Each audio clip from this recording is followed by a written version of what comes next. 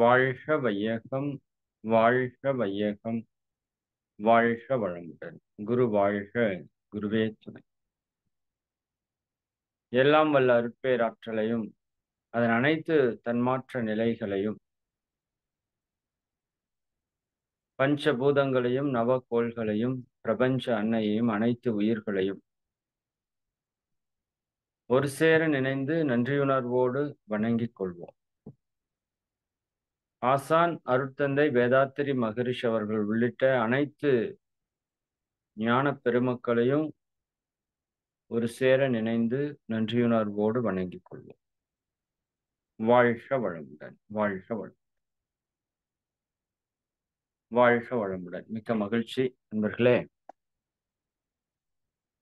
தொடர்ந்து மாலை நேரத்திலே பல்வேறு விதமான சிந்தனைகளை நாம சிந்தித்து தெளிவு பெற்றுக் கொண்டிருக்கிறோம் இல்லைங்களா?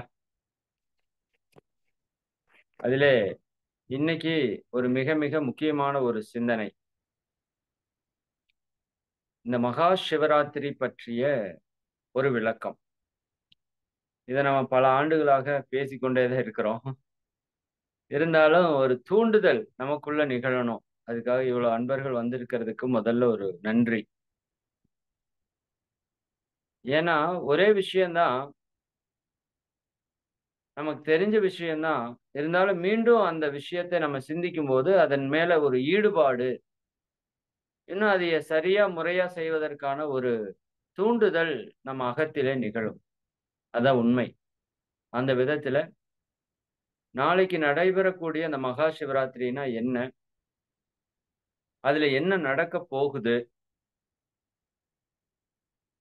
அப்போ அதைய நடக்கிற விஷயத்த நாம எப்படி ரிசீவ் பண்ணிக்கலாம், அது எப்படி நம்முடைய வாழ்க்கையில மாற்றத்தை ஏற்படுத்தும் அப்படிங்கிறத பத்தி தான் நாம் அதுக்காக என்ன பண்ணணும் அப்படிங்கிறதுனோட ஒரு விளக்கமாகத்தான் இன்றைய சிந்தனை இருக்குது. நிச்சயமா ஒரே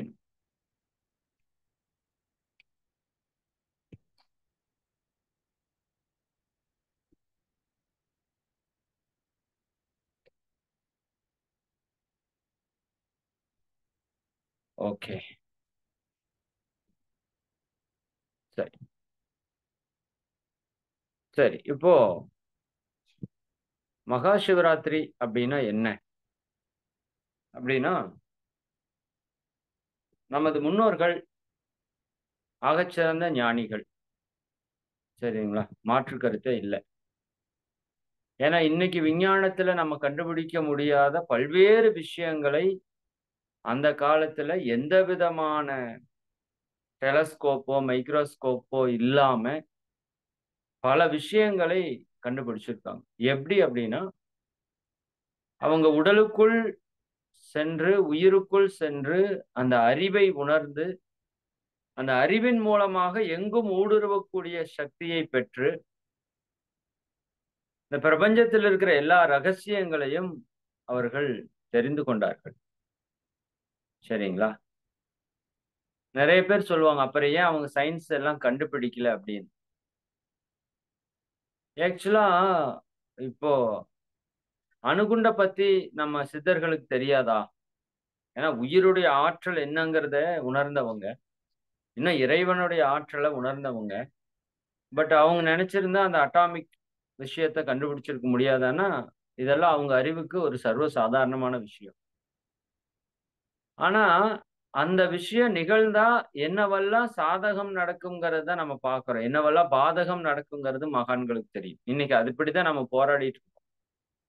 இன்னைக்கு நாம பெற்றிருக்கிற விஞ்ஞான வளர்ச்சி ஒரு பக்கம் நமக்கு மிகப்பெரிய நன்மை கொடுத்தாலும், ஒரு பக்கம் மிகப்பெரிய தீமையும் செய்து கொண்டுதான் இருக்குது.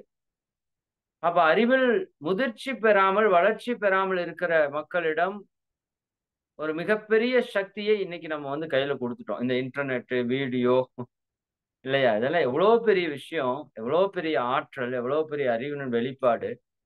அப்ப இது அறிவில் குறைவா இருக்கிற மக்கள்ட்ட போறப்ப, அது மிகப்பெரிய துன்பத்தை ஏற்படுத்தும்னு அவங்க கண்டுபிடிச்சு தான், அந்த விஷயத்துக்குள்ள அவங்க போவே இல்ல. பொருள் சார்ந்த விஞ்ஞானத்துக்குள்ள பயணிக்காம, அருள் சார்ந்த மெஞ்ஞானத்துக்குள்ள பயணிச்சு நமக்கு பல்வேறு விஷயங்கள சொல்லி வச்சாங்க. இப்போ இந்த மகா சிவராத்திரியில 2 விஷயம். ஒண்ணு பக்தி மார்க்கம், இன்னொன்னு ஞான மார்க்கம்.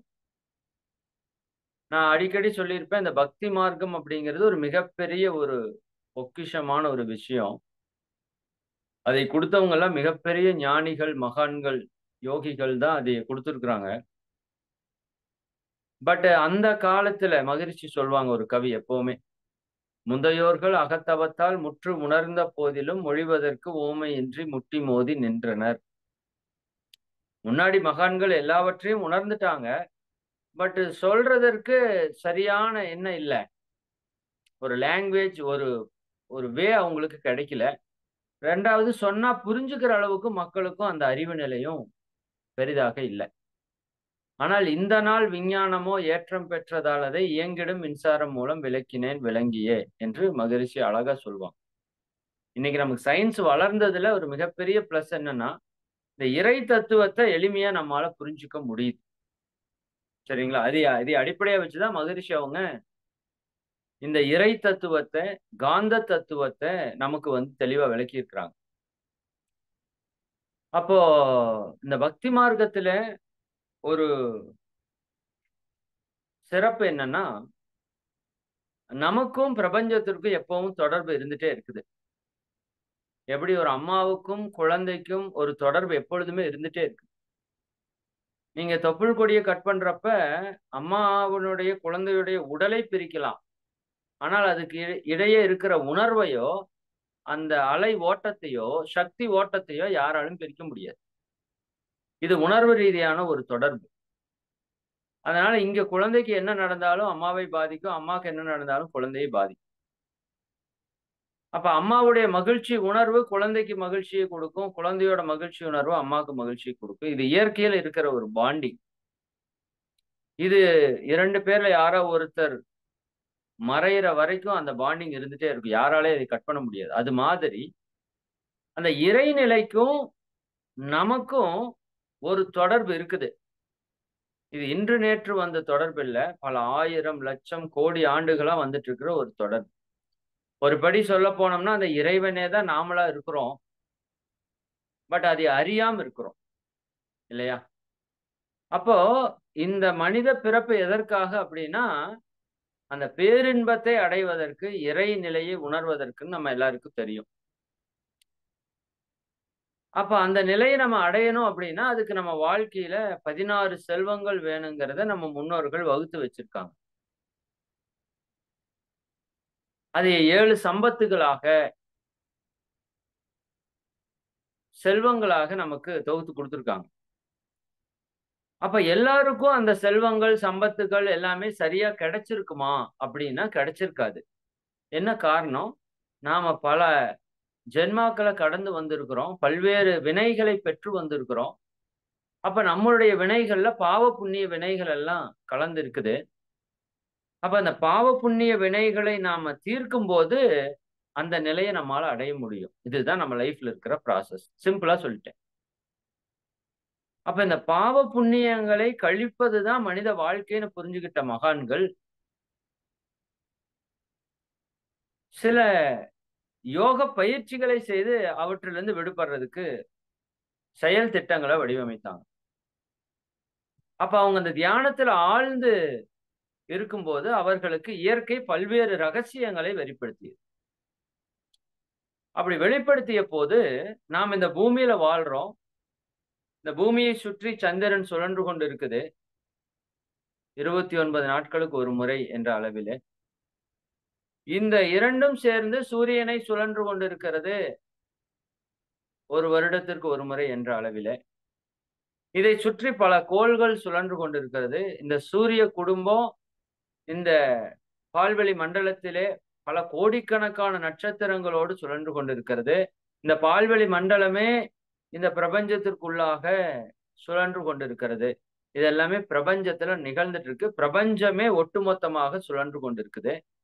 இதற்கு அப்பால் இருக்கிறது அந்த சுத்த வெளியாகிய தெய்வ சக்தி, இறை சக்தி. அதைத்தான் அல்லாஹ் என்றோ, பிரம்மா என்றோ, கிறிஸ்து என்றோ, அல்லது பால் என்றோ, இயற்கை என்றோ, இறைநிலை என்றோ, பெருவெளி என்றோ, சுத்தவெளி என்றோ, கிராவிட்டி என்றோ எல்லாம் பல்வேறு விதமான பெயர்கள்ல நம்ம அழைக்கிறோம். அப்ப அந்த இறை ஆற்றல் எல்லாவற்றையும் இயக்கி கொண்டிருக்கின்றது. அந்த ஆற்றல் இந்த பிரபஞ்சம் முழுக்க நிரம்பி இருக்கிறது. எப்படி? காந்த ஆற்றலாக.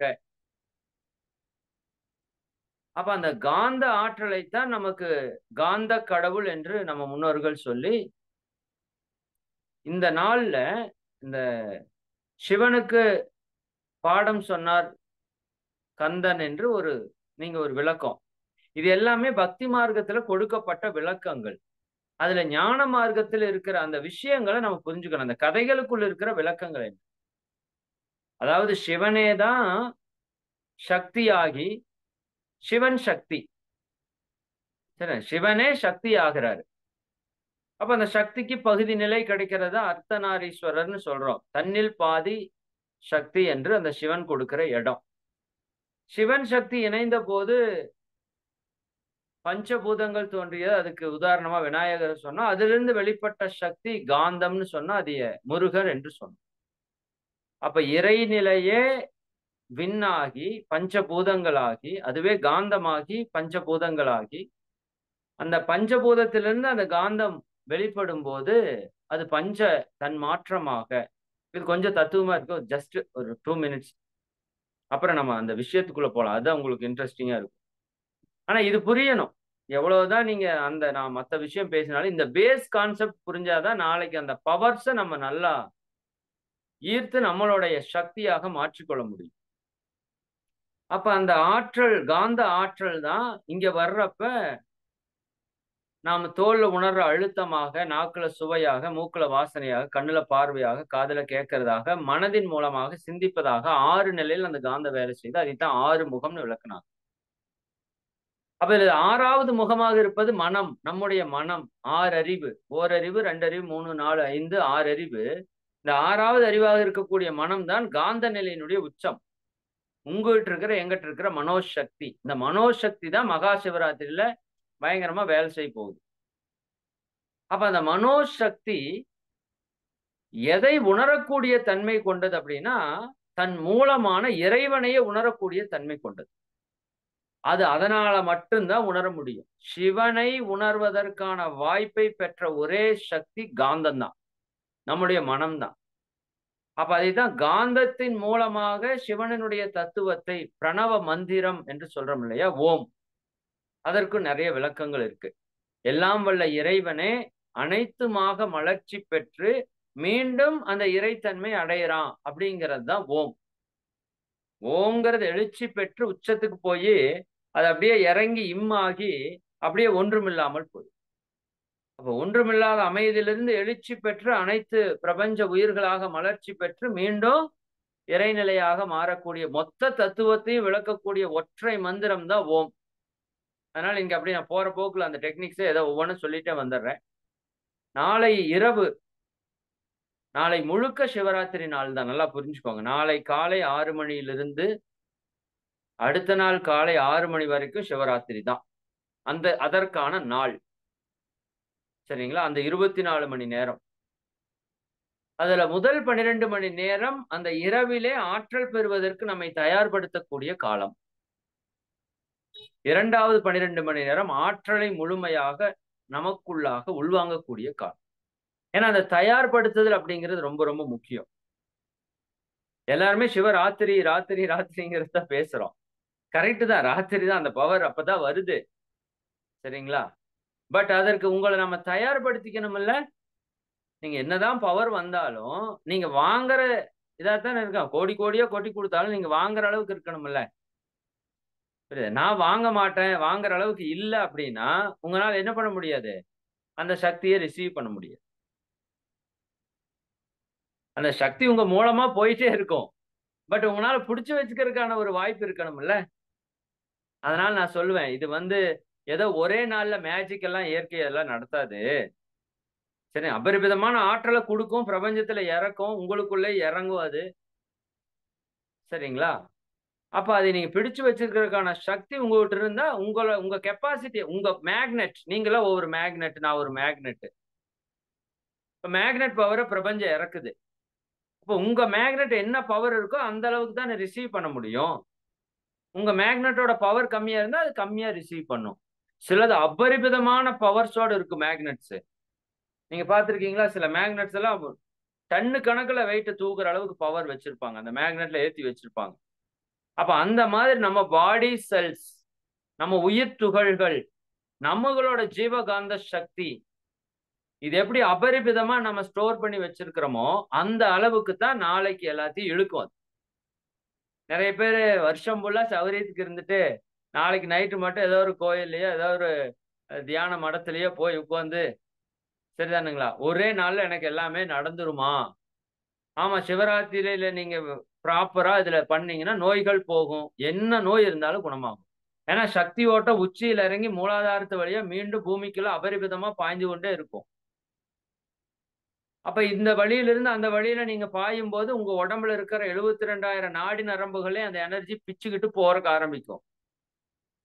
அப்ப அந்த நாடிகள் ஏதாவது கழிவுகள் இருந்தா அத்தனையும் தூய்மை செய்யப்படும். சக்தி ஓட்டம் அபரிமிதமா இருக்கும். சக்கரங்கள் எல்லாம் அபரிமிதமா வேலை செய்யும். ரசாயன மாற்றங்கள் அப்படி நிகழும் உங்க உடம்புக்குள்ள. உடல்ல இருக்கிற கழிவுகள் எல்லாம் நீக்கப்படும். உள்ள இருக்கிற கர்மாவெல்லாம் அடிச்சு துவம்சமாயி வெளியே போகும். சரி, இது எல்லாமே நடக்கும். பட் அதற்கு நம்மை தகுதிப்படுத்திக்கிறது ரொம்ப ரொம்ப முக்கியம். அது இவ்வளவு நாள் நீங்க எப்படி தகுதிப்படுத்திட்டு இருக்கீங்கன்னு எனக்கு தெரியல. ஆனா இது வந்து எப்படின்னா ஒரு புதையல் எடுக்கிற மாதிரி. சரிங்களா? இந்த இடத்துல ஒரு மிகப்பெரிய புதையல் இருக்குது. ஒரு 365 நாள் தோண்டுனா அந்த புதையல் கிடைக்கும். அப்ப அந்த 365 நாள் கொஞ்சம் கொஞ்சமா தோண்டிட்டு வந்தீங்கன்னா அந்த அன்னைக்கு புதையல் எடுத்துடலாம். நிறைய பேர் 365வது நாள் வந்துட்டு நான் தோன்றக்கு ஆரம்பிச்சேன், புதையல் கிடைக்கலன்னு சொல்றாங்க. அதனால இந்த 364 நாள் நம்ம லைஃப நம்ம முடிஞ்ச வரைக்கும், ரொம்ப பர்ஃபெக்ட்டா இல்லைனாலும் முடிஞ்ச வரைக்கும் உடல் நலம், மன அமைதி, உயிர் பெருக்கம், நல்ல குணத்தோட நீங்க கொண்டு வந்தீங்கன்னா சிவராத்திரி நிச்சயமா முக்தியை கொடுத்தே தீரும். உடல் நலத்தை மட்டும் கொடுக்காது, மனதில் இருக்கிற நிபந்தனைகளை எல்லாம் மட்டும் நிறைவேற்றாதது, நினைத்ததை நடத்தும். நினைத்தவுடன் முக்தி கிடைக்கும்னு சொல்றோம். நம்ம நினைத்ததை நடத்தக்கூடிய ஆற்றல் இந்த சிவராத்திரிக்கு இருக்கு. நீங்க என்ன சங்கல்பம் வச்சாலும் அது நடந்துரும். நான் ஒவ்வொரு சிவராத்திரியிலும் நான் அது பண்ணிட்டே இருக்கிறேன். 2 ஆண்டுகளுக்கு முன்னாடி சிவராத்திரியில பல விஷயங்கள் நினைச்சிருந்தேன். அது போன வருஷம், அதுக்கு முந்தின வருஷம் 2 வருஷத்துலயும் கண்டினியூவா நடந்துட்டே இருக்கிறத நான் பார்க்கிறேன். நீங்க நான் சொல்றது ஏதாவது மாற்றி இருந்தா என்னோட பழைய சிவராத்திரி வீடியோஸ் எல்லாம் எடுத்து பாருங்க. அதுல நான் என்னவெல்லாம் சொல்லியிருக்கேனோ அதெல்லாம் இப்ப நம்ம இறை சாதனை மார்க்கத்துல செயலுக்கு வந்துட்டு இருக்கோம். சரிங்களா? அந்த மார்கழி மாத மகா விரதத்துல இருக்கிற ஆற்றல் மாதிரி சிவராத்திரியில அபரிமிதமான மடங்கு ஆற்றலை நம்ம வந்து பெற முடியும். சரிங்களா? அப்ப முதல் விஷயம் என்னன்னா, அந்த ஓம் மந்திரம் சாண்ட் பண்றது ஒரு 108 முறை ஏதோ ஒரு நேரத்துல வச்சுக்கோங்க. ரொம்ப ரொம்ப இம்பார்ட்டன்ட் அந்த ஓம் சாண்ட். சரிங்களா? அதுல நாளைக்கு நாம ஒரு இரவு 6லிருந்து காலை 6 மணி வரைக்கும் ஒரு 12 மணி நேரம் நம்ம லைவ்ல வந்து ஜூம்ல வந்து கொண்டு போறோம். நாளைக்கு ஈவினிங் 6ல இருந்து அடுத்த நாள் காலையில 6 வரைக்கும் 12 மணி நேரம் இதே ஜூம்ல கண்டினியூவா ப்ரோக்ராம் இருக்கும். அதுல மெடிடேஷன் இருக்கும், இந்த இறை தத்துவ விளக்கங்கள் இருக்கும், அதுபோக நம்ம செலிப்ரேஷன்ஸ் பண்றதுக்கான சில விஷயங்கள், சரிங்களா, அதுவும் இருக்கும். ஏன்னா நம்ம கொஞ்சம் எனர்ஜைஸ்டு பண்ணிக்கணும். வெறும் மெடிடேஷன் தத்துவத்துக்குள்ளேயே போனீங்கன்னா ஒரு மாதிரி எஃபெக்டிவா பண்ண முடியாது. அது வந்து ரொம்ப தியானத்துல உயர்ந்த நிலையில இருக்கிறவங்களுக்கு அதுதான் பெஸ்ட். பட் நம்ம எல்லாரும் அதே மாதிரி சூழல் இல்லையில, அதே மாதிரி இரவு முழுக்க விழிக்கிறதுனால கொஞ்சம் செலிப்ரேஷன்னா ஏதோ ஒன்று பாட்டு கேட்டுட்டு சினிமா பாட்டை பாடிட்டு ஆடிட்டு இருக்கிறது இல்லை. சில மகான்கள் இந்த செலிப்ரேஷன் மூலமாக நம்ம குண்டலினி ரைஸ் பண்றதுக்கான டெக்னிக்ஸ் கொடுத்துருக்காங்க. அந்த டெக்னிக்ஸையும் வந்து பயன்படுத்தி நாளைக்கு வந்து நிறைய விஷயம் செய்ய போறோம். அதுக்கு நீங்க முதல் காலையில 6 டு ஈவினிங் 6 வந்து நீங்க நல்லா தயாராகணும். அப்ப தயாராகணும்னா என்ன பண்ணணும்? இன்னைக்கு இரவுல இருந்தே நீங்க அந்த சக்தியை பெறுவதற்கான ஒரு சங்கல்பத்தை எடுத்துக்கொள்ளணும். சரிங்களா? இது நான் பலமுறை சொல்லியிருக்கிறேன். எப்ப நீங்க இது வந்து இன்னைக்கு நாளைக்கு மட்டும் இல்லை, எப்ப நீங்க இரவு படுக்கும் போதும் அடுத்த நாள் நீங்க என்ன பண்ண போறீங்க அப்படிங்கிறது உங்க மனதில் சங்கல்பமா எடுத்துட்டீங்கன்னா உங்க உடலும் மனதும் அடுத்த நாள் அதுக்கு தகுந்த மாதிரியான சிஸ்டத்துக்குள்ள இயங்குறதுக்கு ஆரம்பிச்சு. சரிங்களா? அப்போ இன்னைக்கு இரவு தூங்கும் போதே நாளைக்கு காலையில காலையிலேருந்து அடுத்த நாள் காலையில வரைக்கும் நாம இந்த இறை சக்திய பெறுவதற்கான தயாரிப்பு நிலையில் இருக்கிறோம். அதனால முடிந்த வரைக்கும் உணவை குறைவாக எடுத்துக்கொள்ளுங்க.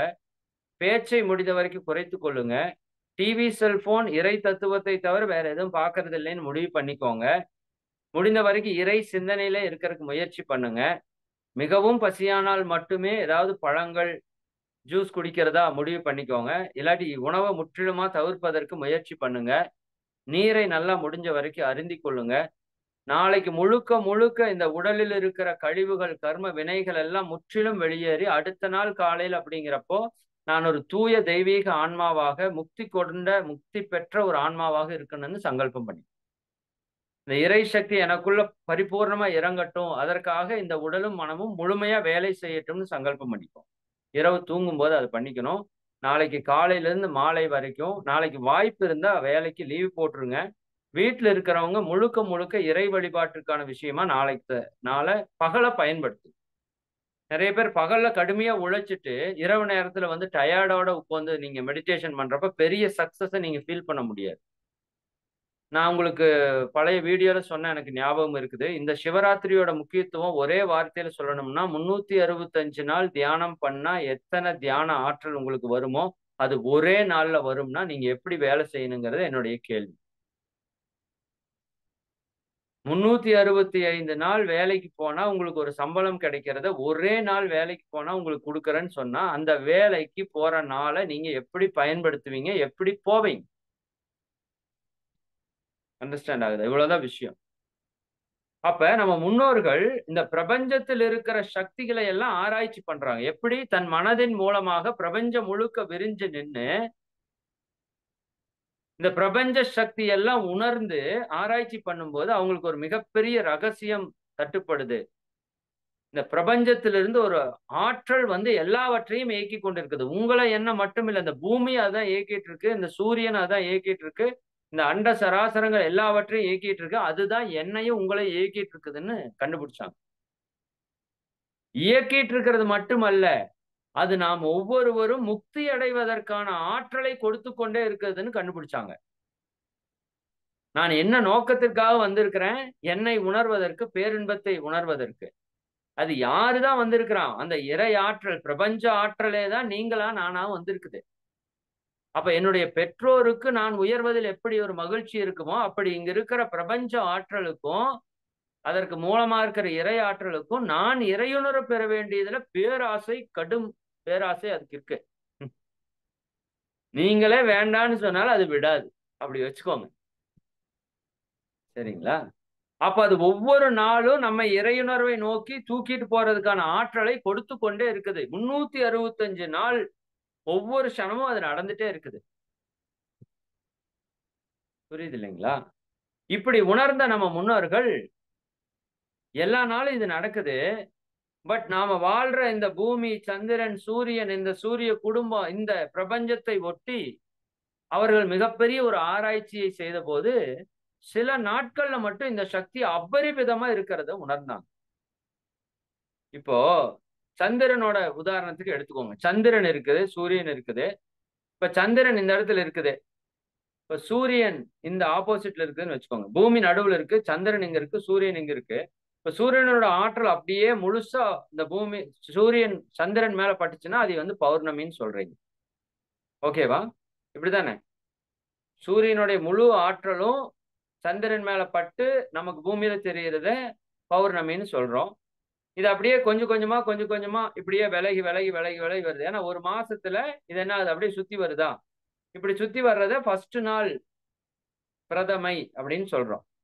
சரிங்களா? 2வது நாள் துவிதியை, 3வது நாள் திரிதியை, 4வது நாள் சதுர்த்தி, 5வது நாள் பஞ்சமி, அப்புறம் 6வது நாள் சஷ்டி, 7வது நாள் சப்தமி, 8வது நாள் அஷ்டமி, 9 நவமி, 10 தசமி, 11 ஏகாதசி, 12வது நாள் ஏகாதசி, 12வது நாளுக்கு ஏதோ ஒன்று சொல்லுவாங்க. 3வது நாள் 13வது நாள் திரையோதசி, 14வது நாள் சதுர்த்தசி. 15வது நாள் அது அமாவாசையா மாறுது. அப்ப என்ன ஆயிடுச்சு? இப்படி வந்துருச்சு. இப்படி இப்படி இங்க இருந்த நிலா முழு பௌர்ணமி அப்படியே இப்படி சுத்தி இங்க வந்துருச்சு. இப்ப சூரியனுடைய நிழல் இந்த நிலாவுல பேக் சைடு அடிக்குது. இதைத்தான் நம்ம அமாவாசைங்கிறோம். இப்போ கருகும்னு தெரியும் இந்த நிலாவுல. நிலாவினுடைய பேக் சைடு அப்படி இருந்தாலும் பவர் இருக்கும். பட் நமக்கு அது தெரியாது. இப்ப முழுமையா நமக்கு வர்ற ஆற்றல் ஃபுல்லா 0 ஆயிடுச்சு. இது அப்படியே அந்த ரொட்டேஷன் அப்படியே இந்த பக்கம் எக்ஸ்டெண்ட் ஆயிட்டு போறது. இந்த பக்கம் அப்படியே சுழலுது. அப்ப அதே மாதிரி பிரதமை 1வது நாள், 2வது நாள், 3வது நாள் அப்படியே 15வது நாள் வர்றப்ப மறுபடியும் பௌர்ணமி. இப்படி இந்த ரொட்டேஷன் நடந்துட்டே இருக்கு. இதுக்கெல்லாம் டிகிரி கணக்கு இருக்கு. அதெல்லாம் உங்களுக்கு ரொம்ப போட்டு கன்ஃபியூஸ் பண்ண வேண்டாம். இதுதான் நடக்குது. அப்ப இந்த சந்திரனுடைய ஆற்றல் இந்த பூமியினுடைய ஆற்றல் மேல ஒரு பெரிய தாக்கத்தை ஏற்படுத்துது. 2 மிகப்பெரிய கோள். 2 மிகப்பெரிய கோள். இதுல சூரியனுடைய ஆற்றலும் மற்ற கோள்களுடைய ஆற்றலும் இந்த பூமி மேல தாக்கத்தை ஏற்படுத்திட்டே இருக்கு. அப்ப இந்த சந்திரனுடைய ஆற்றல் எந்தெந்த நாள்ல எந்தெந்த மாதிரியான சக்தியை கொடுக்குதுங்கிறது தான் நம்ம முன்னோர்கள் ஆராய்ச்சி பண்ணாங்க. அப்படி பண்ணி ஒவ்வொரு நாளுக்கும் ஒவ்வொரு பவர்ஸ் கொடுத்தாங்க. 1வது நாள் இதற்கான பவர், 2வது நாள் இதற்கான பவர், இப்படி 15 நாளுக்கும் ஒவ்வொன்றுக்கும் ஒவ்வொரு ஸ்பெஷல் இருக்கு. சரிங்களா? அப்படி உருவானதுல இந்த சதுர்தசி தினத்துல ஏற்படக்கூடிய இரவு நாள்ல ஏற்படக்கூடிய ஒரு ஆற்றல், ஒரு மனிதன் பல பிறவிகளாக சேர்த்த கர்ம வினைகளிலிருந்து விடுபட்டு அந்த இறைவனை நோக்கி அருகில் செல்வதற்கு சக்தியூட்டக்கூடியதுன்னு கண்டுபிடிச்சான். இதுதான் சீக்ரெட். ஒவ்வொரு நாளுக்கும் ஒவ்வொரு பவர் இருக்கு. சிலது பொருள் சார்ந்த சக்தியை கொடுக்கும், சிலது அருள் சார்ந்த சக்தியை கொடுக்கும். சரிங்களா? அதுல எப்பவுமே வளர்பிறையெல்லாம் பொருள் சார்ந்த வெற்றியை கொடுக்கும். தேய்பிறையெல்லாம் அருள் சார்ந்த வெற்றியை கொடுக்கும். இது இயற்கையோட ஒரு சிஸ்டம். ஏன்னா இது அதுல கரைந்து கரைந்து கரைந்து கரைந்து மொத்த இருள் நிலைக்கு நம்மளை அழைத்து போகுது. இருள் நிலையாக இருப்பது ஈசன். இந்த ஈசன் அப்படின்னா பின்னாடி காமிச்சிருக்கிற படம் அல்ல. அது ஒரு ஒரு தத்துவ புரிதலுக்காக நம்ம முன்னோர்கள் கொடுத்தது. சரிங்களா? அவர் எல்லாவற்றையும் துறந்து நிற்கிறார், எல்லாவற்றுக்கும் மூலமாக இருக்கிறார் அப்படிங்கறதெல்லாம் உணர்த்துறதுக்கு தான் சிவம் அப்படிங்கிற ஒரு பேர். சிவம்னா அசையாதது, அழியாதது, நிலையானது, மிகப்பெரிய சக்தி கொண்டது, பேரின்பத்தினுடைய உச்சம் தன்மை கொண்டது என்றெல்லாம் பல்வேறு விளக்கங்கள் இருக்கு. அதுக்குள்ளேயும் பெருசா நம்ம போக வேண்டாம். அப்ப இந்த சதுர்தசி குறிப்பாக தேய்பிறைன்னு என்ன? இந்த பௌர்ணமியிலிருந்து நிலவு தேஞ்சிட்டே வரும். கொஞ்சம் கொஞ்சமா தேஞ்சிட்டே அமாவாசை அன்னைக்கு 0 ஆயிரும். இதுதான் தேய்பிறை. இது சுக்கில பட்சம்னு சொல்லுவாங்கன்னு நினைக்கிறேன் இல்லையா? 2 பட்சம். சுக்கில பட்சம்ங்கிறது வளர்பிறை, கிருஷ்ண பட்சம்ங்கிறது தேய்பிறை. கிருஷ்ணன்னா கருப்புன்னு அர்த்தம். அப்படி நீங்க புரிஞ்சுக்கோங்க. சரிங்களா? கிருஷ்ண பட்சத்துல வரக்கூடிய தேய்பிறை, அதுல வரக்கூடிய சதுர்தசி இரவு நாள்ல இந்த பிரபஞ்சத்தினுடைய ஆற்றல் இந்த பூமி மேல ஏற்படுத்தக்கூடிய தாக்கம் மிக அபரிமிதமா இருக்கும். இது சந்திரனோட சப்போர்ட் ரொம்ப ரொம்ப அதிகம். இப்படி ஒவ்வொரு மாதத்திலும் இந்த சிவராத்திரி வருது. இது உங்க எல்லாருக்குமே தெரியும். ஒவ்வொரு மாசமும் தேய்பிறையில வர்ற சதுர்தசி அன்னைக்கு இரவு சிவராத்திரி தான். அது சிவத்தன்மையை உணர்வதற்கு எது தடையா இருக்குது? நம்ம கர்ம வினைகள் தடையா இருக்குது, நம்ம உடல்ல நோய்கள் தடையா இருக்குது, மனதுல சிக்கல்கள், வாழ்க்கையில குழப்பங்கள் தடையா இருக்குது. அந்த சிக்கல்கள் குழப்பங்கள் எல்லாத்தையும் உடைச்சு எரியக்கூடிய நாள் ஆற்றல் கிடைக்கக்கூடியது அந்த நாள்னு கண்டுபிடிச்சு அதுக்கு சிவராத்திரி நாள்னு வச்சாங்க. அதுல அவங்க அப்படியே 12 மாதம் ஒரே மாதிரிதான் இருக்குன்னு நினைச்சிட்டாங்க. அதுல பார்த்தா ஒரு மாதத்தினுடைய இரவுல வரக்கூடிய ஆற்றல் மற்ற நாட்கள்ல ஒரு 100 யூனிட் வரணும்னா இந்த அன்னைக்கு லட்சக்கணக்கான யூனிட் வருது. நான் உங்களுக்கு அந்த பிரம்ம முகூர்த்தத்தினுடைய விளக்கத்துல எல்லாம் இதை பத்தி பேசியிருப்போம்.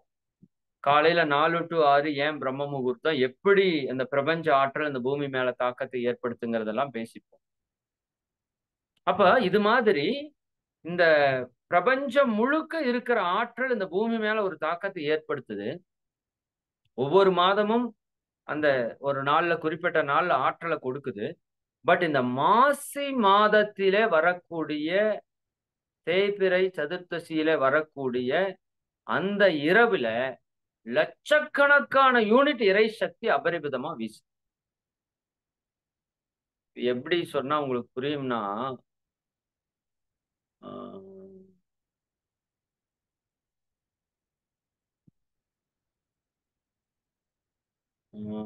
சரி இது சொன்னா புரியுதான்னு பாருங்க.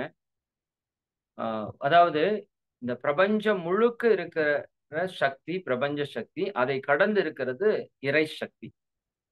இந்த பிரபஞ்ச சக்திக்கெல்லாம் மூல இறை சக்தி தான்.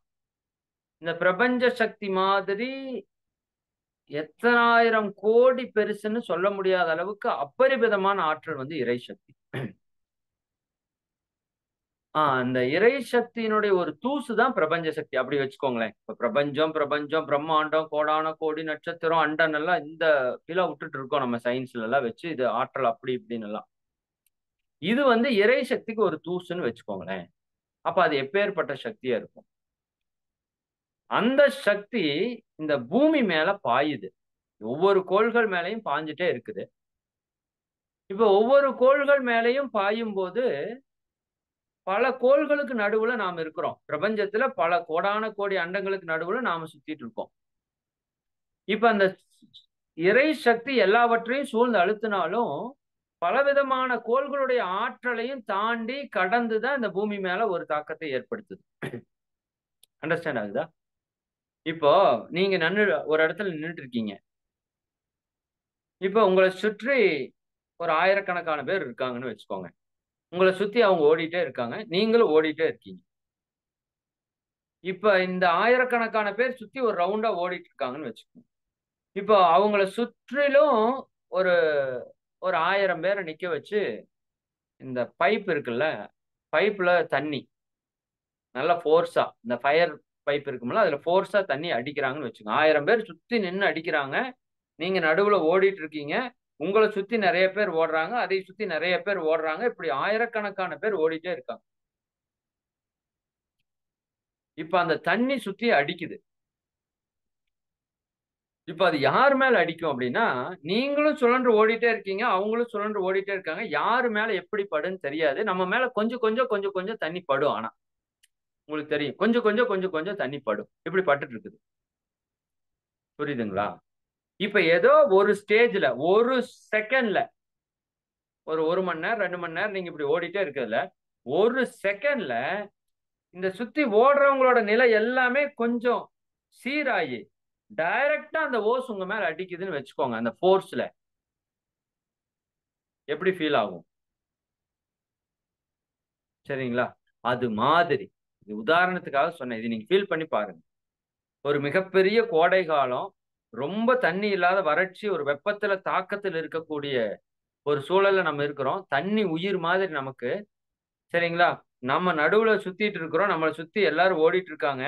அந்த தண்ணி வந்து அடிச்சிட்டு இருக்குது. இப்ப எனக்கு எவ்வளவு பெரிய தாகம். இதை சுத்தி சுத்தி இவங்க ஓடுறதால எனக்கு அந்த சக்தி அடிக்கவே மாட்டேங்குது. ஒரு பிராக்ஷன் ஆஃப் செகண்ட்ல எல்லாரும் அந்த அந்த அந்த நிலை கொஞ்சம் கொஞ்சம் அப்படியே அட்ஜஸ்ட் ஆகி ஒரு செகண்ட்ல அது நேரா மேல தாக்குது. சரிங்களா? அப்ப அந்த இன்பம், அந்த ஆனந்தம், அந்த ஆற்றல், அதனோட மதிப்பு எப்படி இருக்குமோ அது போல இந்த 365 நாள் இன்டு 24 மணி நேரம், இத்தனை நேரத்துல கிடைக்க வேண்டிய ஒரு ஆற்றல் ஒரு 12 மணி நேரத்துல நம்ம மேல முழுமையான ஆற்றலை அந்த இயற்கை கொடுக்குதுன்னா அந்த ஆற்றல் எவ்வளவு அபரிமிதமா இருக்குது அப்படிங்கறத நீங்க வந்து புரிஞ்சுக்கணுங்கிறதுக்காக நான் சொல்றேன். அப்ப இறை ஆற்றல் நேரடியாக நம்ம மேல ஒரு தாக்கத்தை ஏற்படுத்தக்கூடிய ஒரு நாள். சரிங்களா? இது என்ன பண்ணும் அப்படின்னா, நம்ம உடம்புல இருக்கிற 72,000 நாடி நரம்புகளையும் சுத்தப்படுத்தி, உடம்புல இருக்கிற 6,000 கோடி செல்களையும் சுத்தப்படுத்தி, இந்த உடம்புக்குள்ள அந்த குண்டலினி சக்தியை எழுச்சி பெற செய்ய வைக்க வேண்டியதுதான் இந்த ஆற்றலுடைய பணி. அப்ப அது வந்து ப்ராசஸ் செய்யறதுக்கு ஆரம்பிச்சிரும். சரிங்களா? பட் அந்த நேரத்துல நாம அதற்கு ஒத்துழைப்பு கொடுக்கிறோமா? இப்ப நீங்க நேச்சரா பாருங்க, நாம வாழ்றதே கிடையாது. இயற்கையை இறைவன் தான் நடத்திட்டு இருக்கான். சாப்பிடுற உள்ள போடுறோம், அது செரிச்சு ஜீரணம் பண்ணி அத்தனையுமா மாத்துறது, ஹார்ட்டை ஓட வைக்கிறது, லங்ஸை ஓட வைக்கிறது, நம்ம வாழ்க்கைக்கு தேவையான காத்து கொடுத்தது, சோத்தை கொடுத்தது, அத்தனை இறைதான். அப்ப இறைதான் நடத்திட்டு இருக்கு. எல்லாமே அதான் பண்ணுது. நீங்க கர்மா கழிக்கலைனாலும் உங்களுக்கு கல்யாணம் பண்ணி வச்சோ, குழந்தைகளை பெக்க வச்சோ, துன்பத்தை கொடுத்தோ, அல்லது பயிற்சியில் ஈடுபட வச்சோ, குருமகான்கள் மூலமாக பல நுட்பங்களை கொடுத்தோ, அதுதான் நம்மளை வந்து நடத்திட்டு இருக்கு. இப்ப நாம நடக்கிறோம்னே சொல்றதுக்கு வாய்ப்பே இல்லை. அது மாதிரி நாம இறையுணர்வை பெறுவதற்கு குறிப்பாக, ஏன்னா இந்த மனுஷன் பல ஜென்ம கர்ம வினை தாங்கிட்டு வர்றான். அப்படி தாங்கிட்டு வர்றவனுக்கான காரணம் இறைநிலை தான். இறைநிலை தான் மனுஷனா மாறி அந்த கர்மாவை தாங்கிட்டு வருது. அப்ப எங்கிட்ட இருக்கிற கர்மாவுக்கு இறைநிலையும் பொறுப்பு, சிவனும் பொறுப்பு. சிவன் தான் ஜீவனாக வந்திருக்கிறான்னு உங்களுக்கு பல முறை சொல்லியிருக்கிறோம். சிவன் தான் இந்த ஜீவனாகவும் இருக்கிறான்.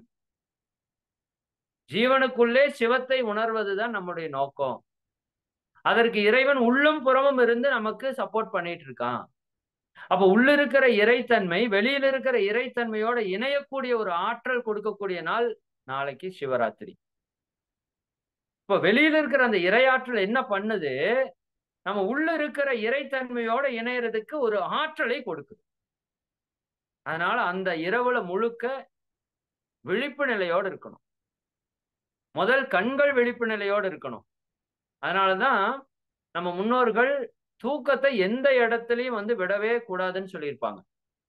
நீங்க நம்ம பண்பாடு கலாச்சாரத்துல பாத்தீங்கன்னா, வாழ்க்கையில மிகச்சிறந்த உயர்ந்த நிலைக்கு எது கொடுத்திருப்பாங்கன்னா, தூக்கத்திற்கும் உணவுக்கும் தான் கொடுத்திருப்பாங்க. வேற எதுக்கும் கொடுத்திருக்க மாட்டாங்க. இது எதற்காகவும் காம்ப்ரமைஸும் பண்ண மாட்டாங்க.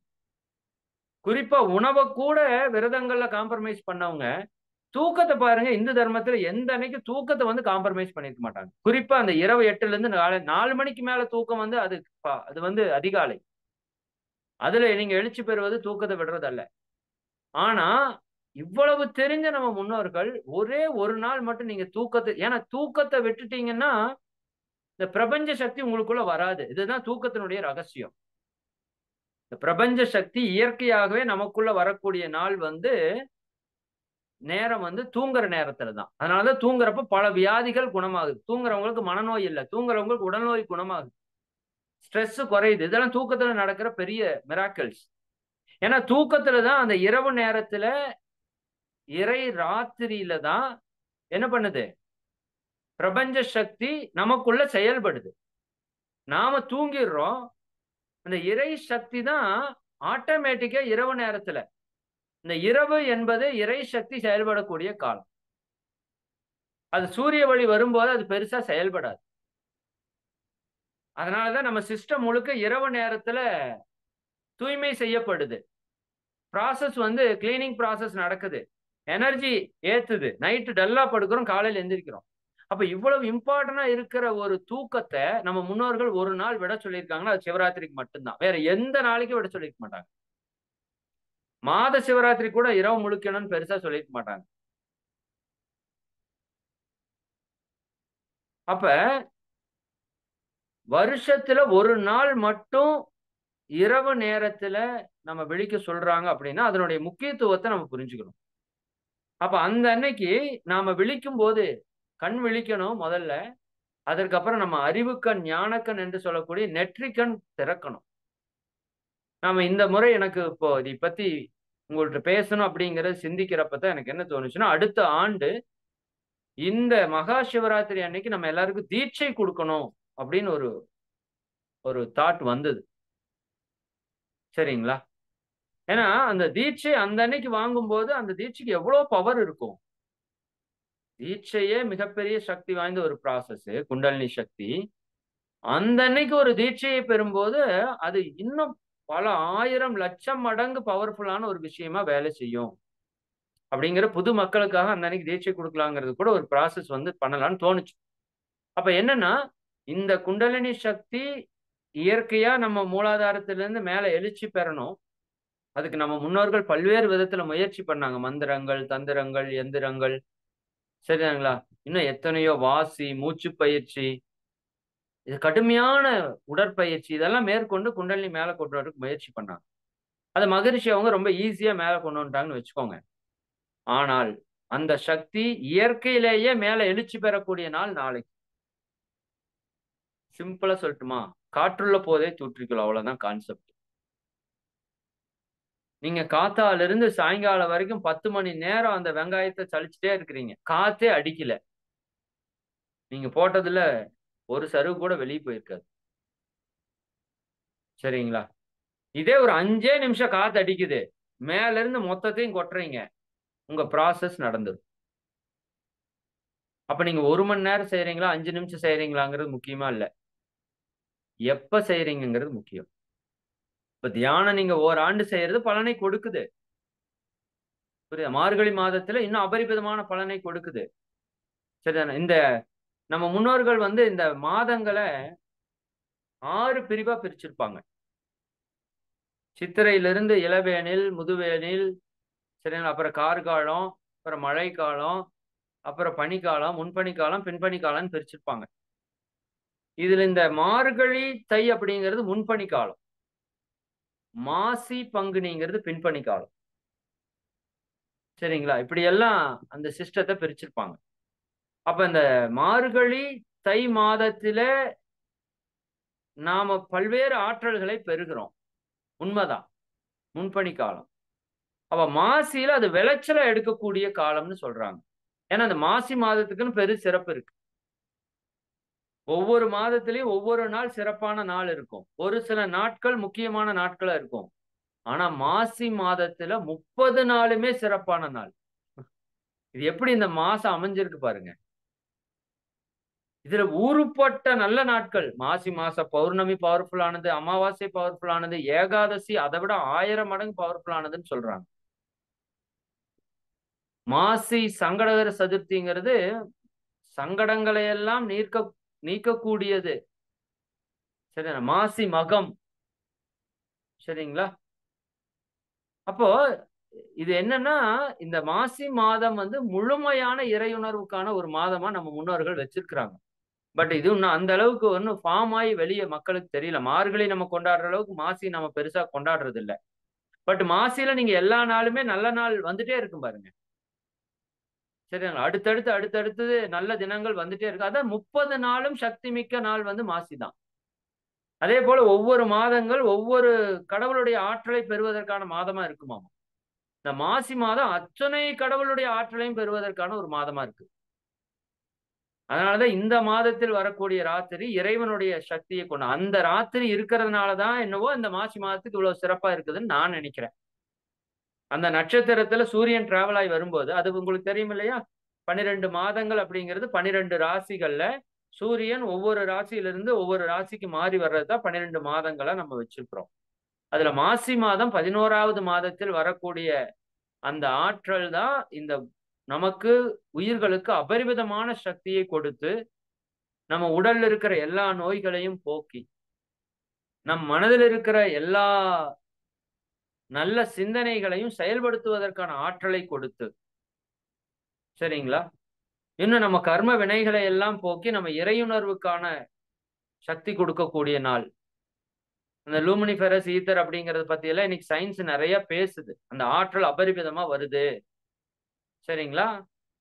இதே மாதிரி மகா சிவராத்திரி ஆப்போசிட்ல ஒரு 6 மாசம் கழிச்சு நடக்குது. இந்த இந்த இந்த இது இப்படி இப்படி பிரபஞ்ச சக்தி இறை சக்தி இப்படி அடிக்கிறப்ப பூமி இப்படி சுழலுது. இப்ப 2 நேருக்கு நேர் அந்த சக்தி இருக்குது.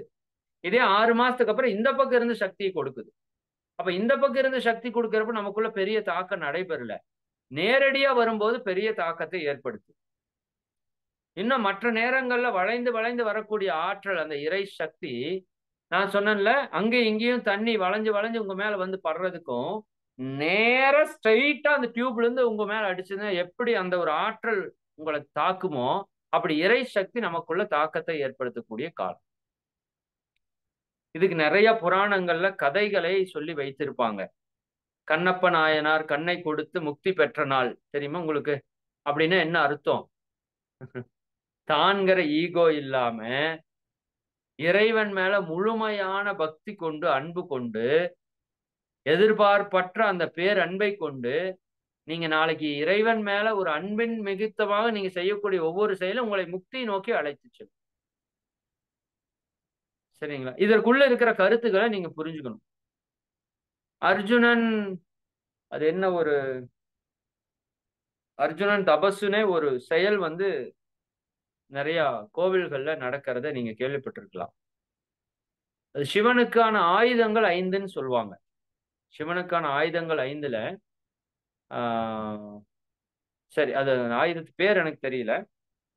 உங்களுக்கு யாராவது தெரிஞ்சா சேட் பண்ணுங்க. அந்த ஆயுதத்தை அர்ஜுனன் கௌரவர்களை வெல்லணும். நான் மறுபடியும் சொல்றேன், பாண்டவர்கள் கௌரவர்கள்னு இருந்தாங்களா அப்படியெல்லாம் எனக்கு தெரியாது.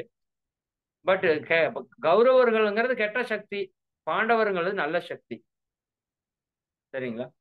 அப்போ கிருஷ்ணன் சொல்றாரு, இந்த மாதிரி நீ கௌரவர்களை வெல்லணும்னா பாசுபத அஸ்திரமா என்னவோ நினைக்கிற அதுக்கு பேரு.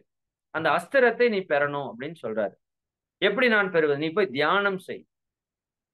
அவர் அந்த பாசுபத அஸ்திரத்தை பெற்று கௌரவர்களை வீழ்த்துவதற்கான அந்த அஸ்திரத்தை பெற்ற நாள் மகா சிவராத்திரி. அதுல இருக்கிற நுட்பம் என்னங்கிறதா முக்கியம். சிவனுடைய 5 அஸ்திரங்கள் இருக்குது. அதுல 1 பாசுபத அஸ்திரம். அந்த அஸ்திரத்தினோட பவர் என்னன்னா, அந்த அஸ்திரத்தை நீங்க யாரு மேல விடுறீங்களோ அது அவங்க மாதிரி 10 மடங்கு ஆற்றலோட அவங்க மேல போய் தாக்குமா. யாரு மேல விட்டாலும் சரி. சரிங்களா?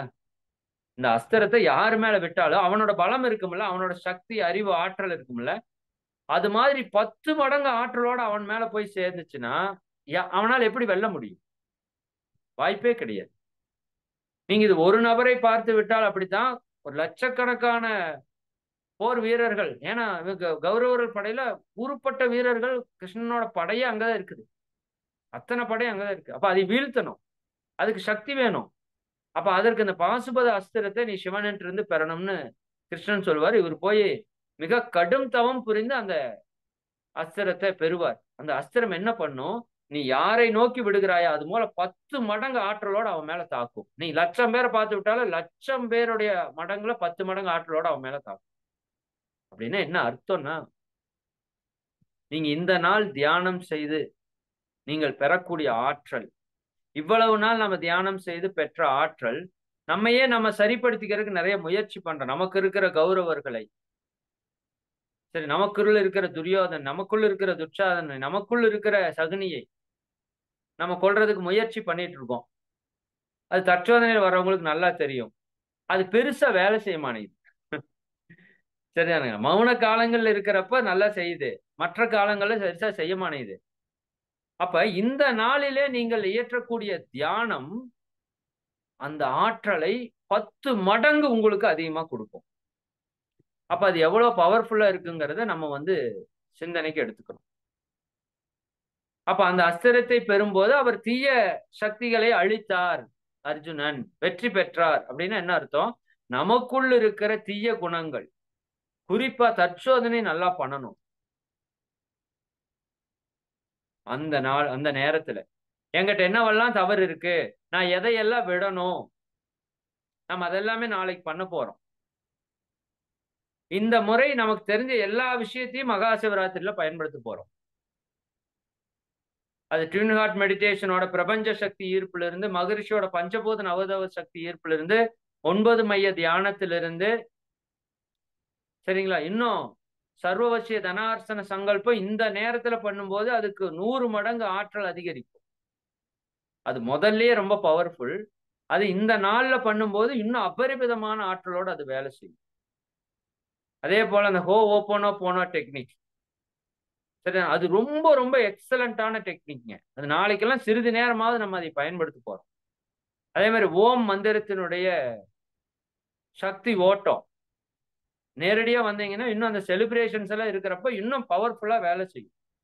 ஏன்னா லாஃப்டர் யோகால இருந்து, டான்சிங் யோகால இருந்து, பறை இசைக்கிறது, இதெல்லாமே நேரடியா நிகழ்ச்சியில வச்சிருக்கிறோம். சரிங்களா? அப்ப நேரடியா வரும்போது இன்னும் அந்த வைப்ரேஷன்ஸ் எல்லாரும் சேரும்போது அபரிமிதமா இருக்கும். இந்த ஹோ ஓப்போனா போன டெக்னிக்கெல்லாம் நல்லா பயன்படுத்துங்க. பயங்கரமா வேலை செய்யும். ஏன்னா அது உணர்வுல நீங்க வேலை செய்யறது. அதே மாதிரி வாழ்த்து, அதுவும் அபரிமிதமா வேலை செய்யும். அப்ப என்னை மாற்றி அமைத்துக் கொள்வதற்கான ஆற்றல், இறையாற்றலே எனக்கு சப்போர்ட் பண்ணுது. அப்ப அது எவ்வளவு பவர்ஃபுல்லா வேலை செய்யுங்கிறத நீங்க யோசிச்சுக்கோங்க. சரிங்களா? சரி, இந்த கருத்துக்கள் எல்லாம் நான் பலமுறை சொன்னதை என் மனசுல ஞாபகம் வருது. அதனால புதிய கருத்துக்களா உங்களுக்கு சொல்லணும்னு தான் கொஞ்சம் வெவ்வேறு கருத்தா பேசிட்டு இருக்கேன். இன்னும் நீங்க டீப்பா தெரியணும்னா, நீங்க பழைய மகா சிவராத்திரி என்னுடைய வீடியோஸ் எல்லாம் இருக்கும். அதனோட லிங்க் வேணா குரூப்ல அனுப்புறேன். இல்லாட்டி யூடியூப்ல எடுத்து மறுபடியும் ஷேர் பண்றேன். சரிங்களா? அப்ப அந்த வீடியோஸையும் கொஞ்சம் வாய்ப்பு இருக்கிறப்ப, நாளைக்கு ஃப்ரீயா இருக்கிறப்ப அதை அப்படியே பாருங்க. அதுல நான் வெவ்வேறு விஷயங்கள் எல்லாம் பேசியிருப்பேன். அன்னைக்கு என்ன பேசினேன்னு பெருசா ஞாபகம் இல்ல. பட் ஒண்ணே ஒண்ணு நல்லா மனசுல வச்சுக்கோங்க. இந்த இறைநிலை எல்லையற்ற ஒரு பேராற்றல். அதற்குள்ளதான் இந்த அண்ட சராசரங்கள் எல்லாம் இயங்கிட்டே இருக்குது. அப்பேற்பட்ட அந்த பேராற்றல் தன்மாற்றம் அடையுதுன்னு மகிழ்ச்சி சொல்றாங்க. சுயம்பு லிங்கம் அப்படின்னு கேள்விப்பட்டிருக்கீங்களா? தானாக எழுச்சி பெறுவது சுயம்புன்னு பேர். அதுக்கு பேர். அங்க லிங்க வடிவமைக்க தேவையில்லை. தானாக அந்த லிங்கம் உருவாகுது. சுயம்புவாக, சுயமாக அது உருவாக்குறது. அப்ப அந்த சுயம்பு லிங்கம் போல அந்த இறை சுயமாக தானாகவே காந்தமாக எழுச்சி பெற்று அந்த சிவனும் சக்தியும் இணைந்த இடத்தை தான் அர்த்தநாரீஸ்வரர் தத்துவம்னு சொல்றோம். அதுவே பஞ்சபூதமாகி ஓரறிவு வந்து ஆறறிவா வந்திருக்கு. அந்த சிவன் முதலில் சக்தியாக மாற்றம் பெற்றிருக்கிற ஒரு நாள் இருக்கும் இல்லையா? இதை நம்ம முன்னோர்கள் ஞானத்துல கண்டுபிடிக்கிறாங்க. அந்த நாள் தான் சிவராத்திரி. நல்லா புரிஞ்சுக்கோங்க. சிவன் முதலில் தன்னை உணர்வதற்கு சக்தியாக எழுச்சி பெற்ற நாள் இருக்கு பாருங்க. அந்த நாள் தான் மகா சிவராத்திரி. அப்ப எவ்வளவு ஆற்றலை கொண்டு அது தன்னைத்தானே இறுக்கி சக்தியாக வெளிப்படுத்தி இருக்கும். அத்தனை ஆற்றலும் நாளைக்கு பூமியில ஒரு தாக்கத்தை ஏற்படும். உங்களுக்கு எனக்கெல்லாம் பிறந்த நாள் ஒரு நாள் வருது இல்ல? பிறந்த நாள்ல உங்களுக்கு எனக்கும் ஒரு அபரிமிதமான சக்தி இயற்கையா கிடைக்கும் தெரியுமா உங்களுக்கு? அது தமிழ் மாதத்துல குறிப்பிட்ட அந்த நட்சத்திரத்துல பிறந்த நாள் கொண்டாடுறவங்களுக்கு அந்த அன்னைக்கு உங்க உங்க உடம்புக்குள்ள பிரபஞ்சத்திலிருந்து ஒரு பெரிய தாக்கம் ஏற்படும் அந்த கோள்களோட நிலையில. அப்ப இந்த பிரபஞ்சத்துக்கான பிறந்த நாள் ஒண்ணு இருக்கும்ல. பிரபஞ்சம் ஒரு தோற்ற பொருள் தான். நீங்கள் எப்படி தோன்றி ஒரு நாள் மறைய போறோமோ அப்படி பிரபஞ்சம் தோன்றி வரைய போகுது. பட் அதுக்கான ஆயுட்காலம் பல்லாயிரம் கோடி ஆண்டு. பட் அது தோன்றிய நாள் ஒண்ணு இருக்கும்ல. அப்ப பிக் பேங் தியரி வெடிச்சு வந்ததுன்னு சொல்றாங்கல்ல. ஆக்சுவலா வெடிச்சு வரல. இறைநிலை தன்மாற்றமாய் வந்திருக்குது. அப்ப என் அறிவு கெட்டி அந்த இறைநிலை தன்னை உணர்வதற்கான தன்மாற்றம் பெற்ற நாள் இந்த நாளாக இருக்கிறதுக்கு வாய்ப்பு இருக்கு. நான் இன்னும் ஞானத்தை முழுமையா அடைஞ்சா நான் என்னோட சிந்தனையில சொல்றேன். நீங்க சிந்தனைக்கு எடுத்துக்கோ. அதே போல இந்த உயிர்கள் அனைத்தையும் காப்பதற்கான தன்மை உருவான நாளாக இந்த நாள் இருக்கும். இன்னும் இந்த உயிர்கள் தோன்றிய நாளாக இந்த நாள் இருக்கும். அப்ப இது பல்லாயிரம் கோடி ஆண்டுகள் ப்ராசஸ் ஆகி இந்த உயிரை ஒரு இயற்கை இறைநிலை தோற்றுவிக்குதுன்னா அது எவ்வளவு ஒரு ஆனந்த நிலையோடு அதை தோற்றுவிச்சிருக்குன்னு நீங்க பாருங்க. அப்ப அந்த உயிர் தன்னை உணர்வதற்கான ஒரு லிஃப்ட் பண்ணுது. ஒரு லிஃப்ட் பண்ணுது இயற்கை. யாரெல்லாம் முடியுமோ அவங்க எல்லாம் அந்த லிஃப்ட்ல நீங்க ஏறிக்கலாம். நாளைக்கு இரவு ஒரு லிஃப்டிங் நடக்குது. அது நம்ம பல ஜென்மா உட்கார்ந்து அடைய முடியாத லிஃப்டை இயற்கை மொத்தமா தூக்கி மேல தூக்கி வைக்க போகுது. அதுல ஒரு சிலர் எண்ட் ஆஃப் த ஸ்டேஜுக்கு போயிருவாங்க. முக்தி நிலை அடைஞ்சிருவாங்க.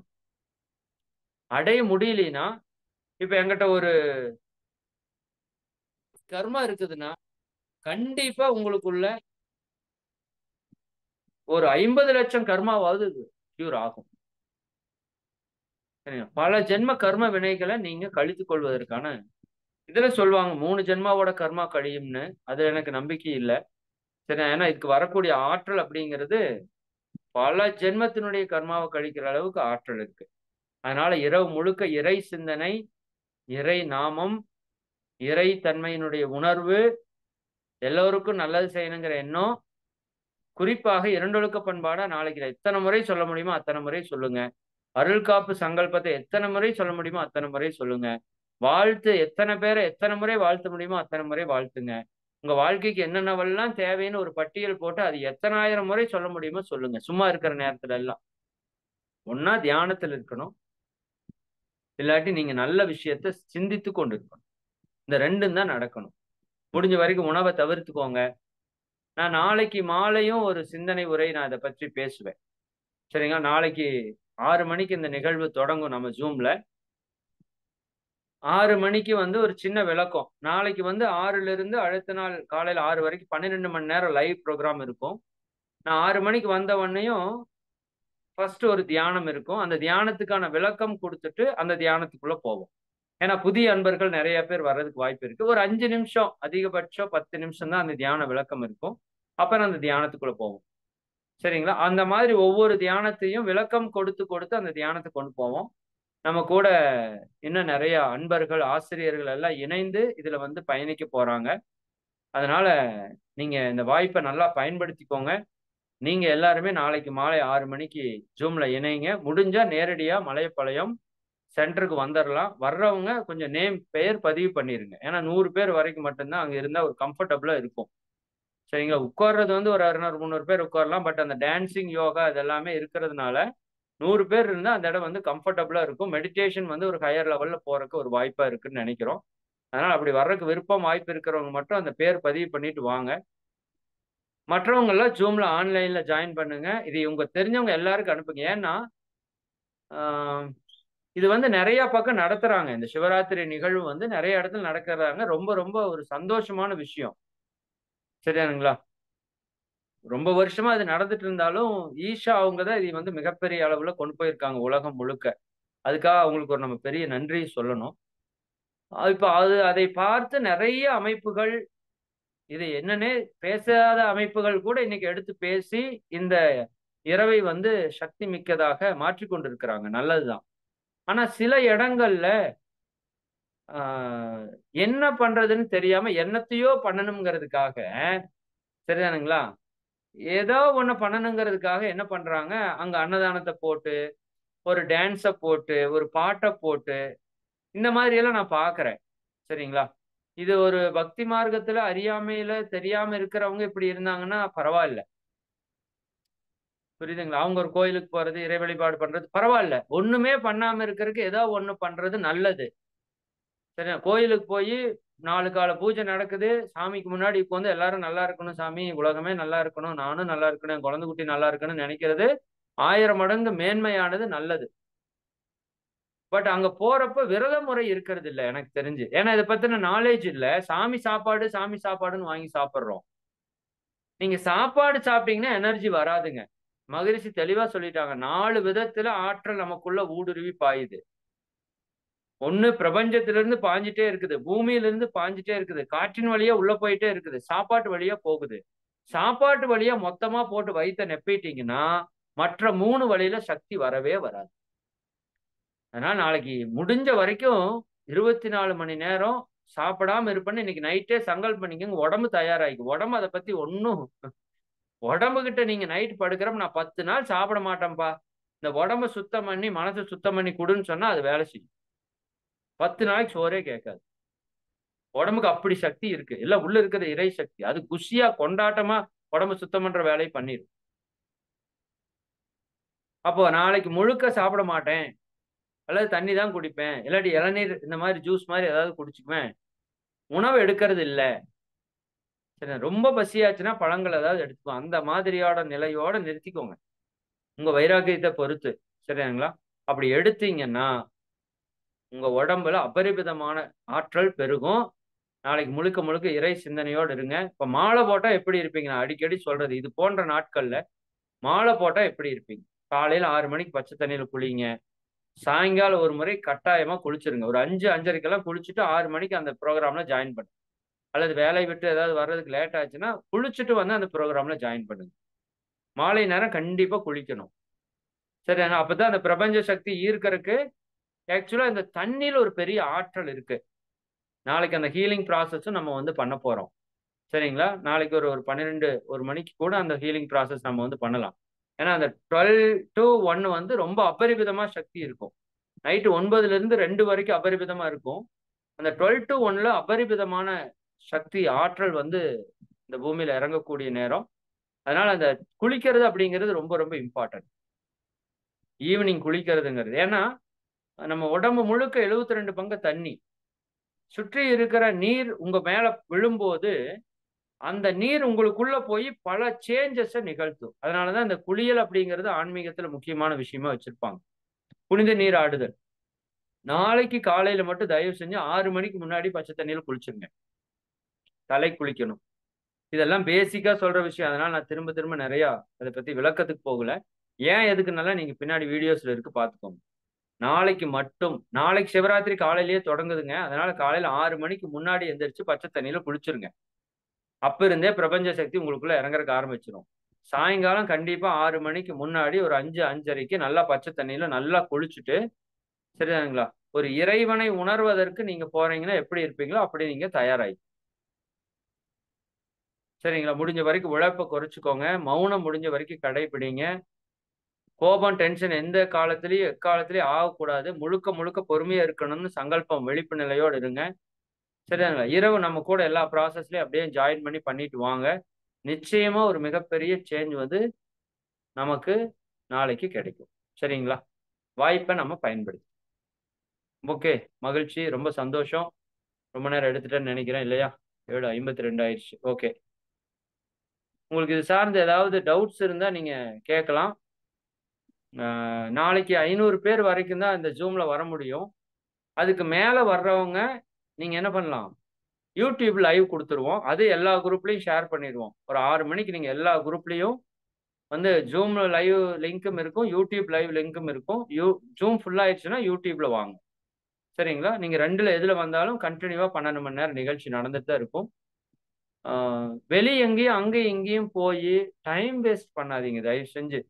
நெறைய பேர் இந்த கோயில், அந்த கோயில், அந்த கோயில், அந்த கோயில் 10 பேரு 10 மணி நேரத்துக்கு 10 கோயில் சுத்திருவாங்க. 10 பிரசாதம் உள்ள போயிருக்கும். சரிங்களா? 10 ஸ்பீக்கர் செட் சவுண்ட் காத கிழிச்சிட்டு கிடக்கும். அது ஏதோ சாமி பாட்டு ஓடிட்டு இருக்குன்னு வச்சுக்கோங்க. பட் ஒரு டீப்னஸ்க்கு நீங்க போவே முடியாது. சரிங்களா? அதனால முடிஞ்ச வரைக்கும் தியானத்திற்கு தகுந்த மாதிரியான சூழலை ஏற்படுத்திக்கோங்க. இதெல்லாம் நமக்குள்ள ஒரு பெரிய மாற்றத்தை கொடுக்கும். ஆ நாளைக்கு நீங்க ஏதாவது சர்வீஸ் பண்ணணும், சேவை பண்ணணும்னா நாளைக்கு பண்ணுங்க. ஏதாவது அன்னதானத்துக்கு ஒரு நன்கொடை குடுக்கணும். அல்லது ஏதாவது ஒரு முதியோர் இல்லத்துக்கு ஏதாவது ஒரு ஒரு உங்களால ஏதாவது நீங்க செய்ய முடியும். நாளைக்கு ஏதாவது ஒண்ணாவது செய்யுங்க. சரிங்களா? இப்ப நம்மளோட இறை சாதனை மார்க்கத்துல அன்னதானம் குடுக்குறோம். உங்களுக்கு தெரிஞ்ச இடத்துல நல்லது செய்வாங்கல்ல. நாளைக்கு ஏதோ ஒரு சின்ன ஒரு நல்லது செய்யுங்க. உடலால செஞ்சாலும் சரி, மனதால நல்லா வாழ்த்திட்டே இருங்க. அது காலையிலேருந்து பண்ணிட்டு தான் இருக்க போறீங்க. பொருளால உங்கனால ஏதோ சின்ன உதவி. ஒரு ஒரு நபருக்காவது உணவு வாங்கி குடுங்களேன். நாளைக்கு ஏதோ ஒரு இடத்துல பார்க்குறப்ப யாரோ ஒருத்தர் கஷ்டப்பட்டு இருந்தாங்கன்னா, ஒரு வேளைக்காவது உணவு வாங்கி அவருக்கு குடுங்க. ஏன்னா, நாளைக்கு செய்யக்கூடிய அந்த புண்ணியம் மிகப்பெரிய பாவத்தை அளிக்கக்கூடிய ஆற்றல் கொண்டதா இருக்கு. அதனாலதான் தான தர்மங்கள அந்த புண்ணிய நாட்கள்ல பண்ணும்போது, அதற்கு அபரிமிதமான சக்தி இருக்கிறத நம்ம முன்னோர்கள் உணர்ந்து தான் இந்த பண்டிகை முக்கியமான நாட்கள்ல வச்சிருக்காங்க. அதனால வாய்ப்பு இருக்கிறவங்க நாளைக்கு ஏதோ ஒரு மனித சேவைக்கு, உயிர்களோட சேவைக்கு, இறை சேவைக்கு உங்களால முடிஞ்ச நல்ல விஷயம் நேரடியா பண்ணுங்க. அதுக்கு நான் அங்க கொண்டு போய் குடுக்குறது, இங்க கொண்டு போய் குடுக்குறது இல்ல. முடிஞ்சா நேரடியா அந்த விஷயத்த நீங்க வந்து பயன்படுத்திக்கோங்க. சரிங்களா? நிச்சயமா நாளைக்கு செய்யக்கூடிய தானத்திற்கும், தவத்திற்கும் பல 1000 மடங்கு பலன் இருக்கு. சரிங்களா? அத மட்டும் மனசுல வச்சுக்கோங்க. சரி, உங்க எல்லாரையும் வாழ்த்தி நான் நிறைவு செய்றேன். நாளைக்கு ஈவினிங் நம்ம சந்திப்போம். நெறைய விஷயங்கள சிந்திப்போம். நிச்சயமாக இறையுணர்வை பெறுவதற்கான ஒரு வாய்ப்பை நம்ம ஏற்படுத்திக் கொள்ளலாம். சரிங்களா? சரி, மிக்க மகிழ்ச்சி. அனைவரையும் வாழ்த்தி நிறைவு செய்வோம். நீங்களும் உங்கள் அன்பு குடும்ப உறுப்பினர்கள் அனைவரும் அருட்பேராற்றல் கருணையினால் உடல் நலம், நீளாயுள், நிறை செல்வம், உயர் புகழ், மெஞ்ஞானம் ஓங்கி, இறை உணர்வு, அறநெறி, கல்வி, தனம், தானியம், இளமை, வலிவு, துணிவு, நன்மக்கட்பேறு, அறிவில் உயர்ந்தோர் நட்பு, அன்புடைமை, அகத்தவம், அழகு, புகழ், மனித மதிப்புணர்ந்து ஒழுகும் பண்பு, பொறையுடைமை எனும் பேறு 16ம் பெற்று பெருவாழ்வு வாழ்க. வாழ்க வளமுடன். வாழ்க வளமுடன். வாழ்க வளமுடன். வாழ்க வளமுடன். 8:30 மணிக்கு தற்சோதனை இருக்கு. அதுல வாய்ப்பு இருக்கிறவங்க கலந்துக்கோங்க. அதுல ஒரு ஒரு பெரிய நுட்பத்தை தற்சோதனைக்கான நுட்பத்தை மகா சிவராத்திரியில என்ன பண்ணணுங்கிறத இரவு 8:30 மணி தற்சோதனையில சொல்வோம். நீங்க வாய்ப்பு இருக்கிறவங்க கலந்து அதை கேட்டுக்கோங்க. குறிப்பா நாளைக்கு வந்து முழுக்க முழுக்க முதுகுத்தண்டு நேரா வச்சுக்கோங்க. சரிங்களா? ஏன்னா இந்த பிரபஞ்ச சக்தி வர்றதுக்கான உங்க வீட்ல தண்ணி வர்றதுக்கான வழி குழாய் தான் இல்லையா? பைப் வழியா தான் வரணும். பைப் டேமேஜ் ஆச்சுன்னா தண்ணி வராது. அது போல பிரபஞ்ச சக்தி உங்களுக்குள்ள வர்றதுக்கான குழாய் வந்து உச்சியில இருந்து மூலாதாரத்துக்கு போற குழாய் வந்து முதுகுத்தண்டு தான். அதை நீங்க எந்த அளவுக்கு ஸ்ட்ரைட்டா வச்சுக்க முடியுமோ, அது நீங்க சேர்ல உட்கார்ந்தாலும் சரி, கீழ உட்கார்ந்தாலும் சரி. முதுகுத்தண்டை எந்த அளவுக்கு நேரா வச்சுக்க முடியுமோ, கொஞ்சம் கவனம் அதிலேயே வச்சு வச்சு மீண்டும் மீண்டும் முதுகுத்தண்டு நேரா இருக்கணும், முதுகுத்தண்டு நேரா இருக்கணும். நீங்க நேரா இருக்கிறப்போலாம் பிரபஞ்ச சக்தி உங்க உச்சியில பாய்ந்து உடல் முழுக்க நிரம்பிட்டு இருக்கு. உங்களுடைய சக்தி ஓட்டம் மேல் நோக்கி போயிட்டு இருக்குதுங்கிற உணர்வோட நீங்க இருந்துட்டே இருக்கணும். கடைசியா சாந்தி தவம் நல்லா பண்ணிட்டு தான் நிறைவு பண்ணணும். இப்பவே சொல்லிடுறேன். நாங்க நேரடியா நீங்க எங்க கூட வர்றப்ப கடைசியா ஒரு 1/2 மணி நேரம் சாந்தி தவம் பண்ணி தான் நிறைவு பண்ணுவோம். இருந்தாலும் நீங்க பண்ணும்போது சாந்தி தவம் நிச்சயமா பண்ணணும். நானு நாளைக்கு மதியானத்துக்குள்ள அந்த 12 மணி நேரம் ஷெட்யூல்ல என்னென்ன நடக்கும் அப்படிங்கிறத அப்ராக்ஸிமேட்டா உங்களுக்கு போட்டுறேன். கண்டிப்பா தனஹர்சன சங்கல்பம் நடக்கும். கண்டிப்பா தீப பயிற்சி, கண்ணாடி பயிற்சியில 2ல ஏதோ ஒரு பயிற்சி நடக்கும். தீப பயிற்சி தான் நடக்கும். ஏன்னா, அங்க புதிய அன்பர்கள் வர்றதுக்கு வாய்ப்பு இருக்கிறதால, தீப பயிற்சி கண்டிப்பா நடக்கும். அதே மாரி வாட்டர் ஹீலிங் மெடிடேஷன் கண்டிப்பா நடக்கும். இதற்கான பொருட்களை எல்லாம் நீங்க வீட்ல தயார் பண்ணி வச்சுக்கோங்க. இரவு நேரத்துல வர்றப்பவே ஒரு தண்ணி எடுத்து வச்சுக்கிறது, அல்லது ஒரு தீபத்தை வந்து ரெடி பண்ணி வச்சுக்கிறது. வாய்ப்பு இருந்தா 6 மணிக்கே ஒரு தீபத்த ஏத்தி நெய்யோ, விளக்கெண்ணெயோ விட்டு இரவு முழுக்க எரியறதுக்கு விட்டுருங்க. நாங்க அங்க மன்றத்திலேயே நெறைய தீபங்கள் ஏற்றி எரிய விட்டுருவோம். அதே போல ஆ சர்வவசிய தனஹர்சன சங்கல்பம் நாம வந்து 54 முறை பண்ண போறோம். 108 முடிஞ்சா பண்ணலாம். அதுக்கு கொஞ்சம் ஓவர் லாங் டைம் ஆயிரும். காலையில டயர்டா இருந்தீங்கன்னா பண்ண முடியாது. 54 முறை கண்டிப்பா பண்ணுவோம். அதற்கு தேவையான பொருட்கள், பாயாசம் வாய்ப்பு இருந்தா வைங்க. இல்லாட்டி பால் சூடு பண்ணி குடிச்சுக்கலாம். மற்றபடி அந்த கொஞ்சம் அட்சதை இதெல்லாமே கொஞ்சம் நாளைக்கு ரெடி பண்ணி வச்சுக்குவோம்.